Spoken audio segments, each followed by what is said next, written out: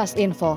DPRD Kota Yogyakarta menggelar rapat paripurna dengan agenda pemandangan umum fraksi terhadap Raperda tentang pertanggungjawaban pelaksanaan APBD tahun anggaran 2023 di Gedung DPRD Kota Yogyakarta Rabu 8 Mei 2024. Dalam rapat paripurna disampaikan pandangan dari masing-masing fraksi, yakni fraksi PDI Perjuangan, fraksi Partai Nasdem, fraksi PAN, fraksi Gerindra, fraksi PKS, dan fraksi Partai Golkar. Fraksi PDI Perjuangan dalam pemandangannya dibacakan juru bicara fraksi PDI Perjuangan DPRD Kota Yogyakarta, Susanto Dwiantoro, mempertanyakan komitmen Kota Yogyakarta dalam menekan rasio Gini, ketimpangan pendapatan penduduk, penurunan angka kemiskinan, serta persoalan penanganan sampah yang tak kunjung terselesaikan. Tingginya kunjungan wisata belum diikuti peningkatan ekonomi UMKM. Fraksi PDI Perjuangan juga mendesak pemerintah Kota Yogyakarta lebih responsif dan melepaskan ego sektoral untuk perbaikan Kota Yogyakarta ke depan. Dalam pandangan umum fraksi kami di PDI Perjuangan, kami secara detail ketika kami sudah menerima bagaimana laporan pertanggungjawaban ini, kemudian secara wajar, ya kewajaran diterima, kami juga menyadari, tetapi bagaimana kami membandingkan dengan tahun sebelumnya. 2022 dan 2023 ini menjadi bagian erat bagaimana hari ini pemerintah Kota Yogyakarta dalam menjalankan bagaimana program-program yang dilakukan oleh beberapa OPD. Ini menjadi penting bagi kami. Sedemikian kecil persentase pun juga kami akan amati. Karena harusnya beranjak dari 2022 ke 2023 ini ada satu peningkatan. Tapi kami melihat ada dua sektor tadi yang mengalami penurunan. Ini menjadi prioritas untuk bagi kami adalah pemerintah kota untuk selalu meningkatkan, tidak malah turun. Ini menjadi penting. Bagaimana hari ini dampaknya ketika Yogyakarta sebagai kota pariwisata, ini kan menjadi penting.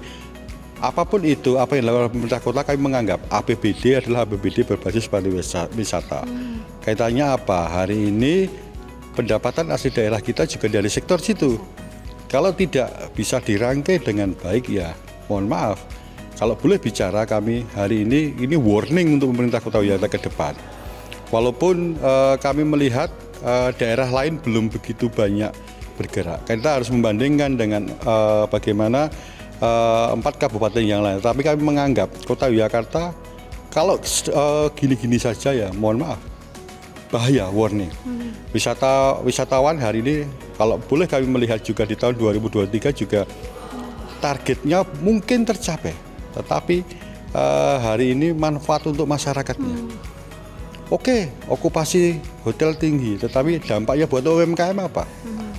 Nah, ini yang perlu dipahami dan kami juga concern pada situ juga.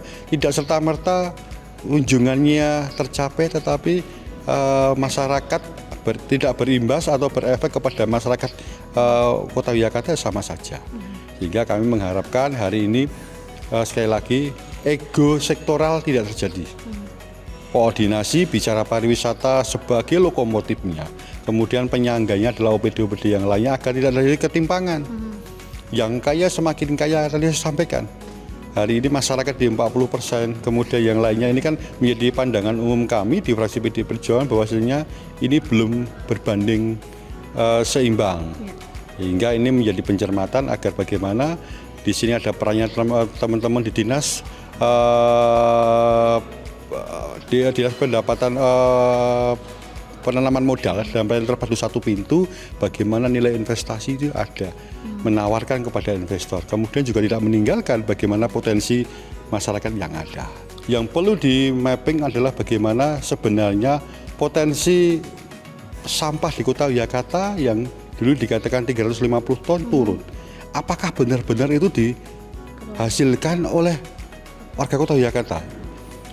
Kami mengindikasikan juga bahwa hari ini ada pihak swasta juga yang ikut naruh juga di Kota Yogyakarta. Sehingga ketika hari ini sudah dibangun 3 tempat. Yang kemarin 2023 ini kan masyarakat wis manut loh dengan pemerintah kota. Bagaimana memilah dan memilih. Bagaimana harusnya pilah-pilih terjadi, kemudian pemerintah dalam lingkungan hidup yang mengelola tetapi juga tidak menyelesaikan.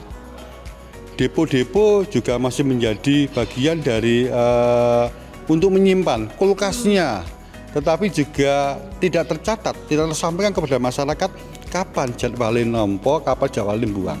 Sehingga hari ini potensi terkait dengan permasalahan sampah, saya rasa ini belum bisa dikatakan berhasil, belum di programnya ya. Saya menyatakan bahwa masyarakat sudah memenuhi apa yang disampaikan oleh pemerintah kota. Tapi hari ini pemerintah kota Yogyakarta kayaknya butuh teman-teman dari sektor stakeholder luar atau pihak ketiga untuk bersama-sama mengatasi terkait dengan permasalahan sampah. Tidak hanya mengatasi, tapi juga melihat data lagi. 350, 250, 200 ton ini apakah miliknya Kota Yogyakarta atau dari pihak luar atau swasta. Ini perlu dikaji ulang dan perlu pendataan terkait dengan ke depan. Saya rasa akan ketemu sebenarnya jumlah real sampah di Kota Yogyakarta itu berapa. Sementara itu, fraksi PKS dalam pemandangan fraksi dibacakan Sekretaris Fraksi PKS DPRD Kota Yogyakarta, Nur Cahyo Nugroho mempertanyakan besarnya silpa, sisa lebih pembiayaan anggaran pada APBD Kota Yogyakarta tahun anggaran 2023, serta mempertanyakan dan mendorong optimalisasi penanganan sampah di Kota Yogyakarta. Jika pemerintah Kota Yogyakarta bergerak cepat mengoptimalkan anggaran yang ada, tentu silpa bisa ditekan, selain persoalan sampah teratasi. Memang kalau tadi ketika kami bacakan memang ada silpa yang cukup luar biasa, 257 miliar begitu ya, yang mana kepengennya dari kami, dari fraksi PKS ketika mungkin saat ini ya, kondisi real masyarakat saat ini terkait sampah gitu ya. Pemerintah Daerah Istimewa Yogyakarta sudah memberikan warning ya, mungkin di pertengahan tahun lalu terkait ditutupnya TPST Piungan begitu ya. Dan sebenarnya di akhir tahun lalu pemerintah Kota Yogyakarta bisa membuat sebuah gebrakan gitu ya, dengan dana yang ada gitu untuk mengatasi permasalahan sampah gitu ya. Sehingga ketika nanti ya sebenarnya sudah ya di bulan Mei ini sudah ditutup, pemerintah Kota Yogyakarta sudah siap. Meskipun memang waktu 1 tahun itu sebenarnya waktu yang cukup singkat ya untuk sebuah perencanaan. Namun ketika itu kemudian menjadi sesuatu yang sudah darurat, itu sebenarnya bisa dilakukan langkah yang begitu cepat, terutama untuk penanganan sampah begitu ya. Silpa mungkin tetap ada ya, karena mungkin ada beberapa efisiensi, mungkin ada beberapa anggaran yang tidak terlaksana begitu ya. Namun ketika terkait hal sampah tadi, ketika kemarin mungkin di akhir tahun, di perubahan tahun lalu bisa digelontorkan dengan dana yang cukup luar biasa, baik untuk sosialisasi gitu ya, kemudian untuk pembuatan pengolahan sampah di 3 titik yang sudah ada ini. Sebenarnya juga ada beberapa langkah-langkah yang bisa dilakukan oleh pemerintah Kota Yogyakarta terkait penanganan sampah. Karena pada saat ini yang terjadi kan masyarakat ya tidak percaya kan terhadap pemerintah ini ngapain saja kesempatan kali ini. Sehingga ketika sekarang ini masih berproses ya, masih berproses terkait penanganan sampah, ya mudah-mudahan beberapa pengolahan sampah 3 titik yang sudah disiapkan oleh pemerintah Kota Yogyakarta ini dapat benar-benar bisa dioptimalkan. Karena ini saat ini kan juga waktu liburan sekolah juga ya ini ya, sudah liburan sekolah, banyak wisatawan hadir.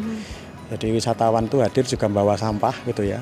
Nah, sehingga perlu lokasi juga untuk sebagai tempat transit sementara untuk sampah ini mau dikemanakan sebelum diolah. DPRD Kota Yogyakarta menjadwalkan jawaban Wali Kota Yogyakarta akan disampaikan pada rapat paripurna DPRD Kota Yogyakarta 14 Mei mendatang.